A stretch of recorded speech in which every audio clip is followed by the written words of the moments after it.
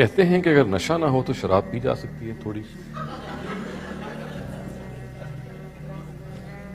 دیکھیے ایک چیز کو اصول میں سمجھ لیجئے. ایک چیز اللہ تعالیٰ یہ کہتے ہیں کہ اس میں یہ خرابی ہے.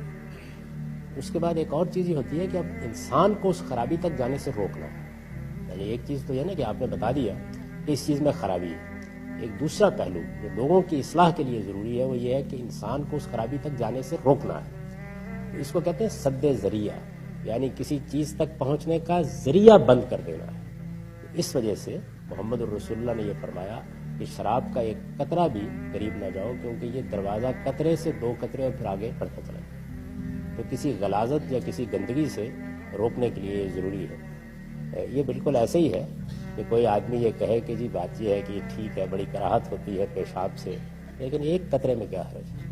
تو اگر کوئی چیز رجسم من عمل شیطان ہے، گندا شیطانی کام ہے، تو پھر اس کے ایک قطرے کے قریب بھی نہیں جانا چاہیے.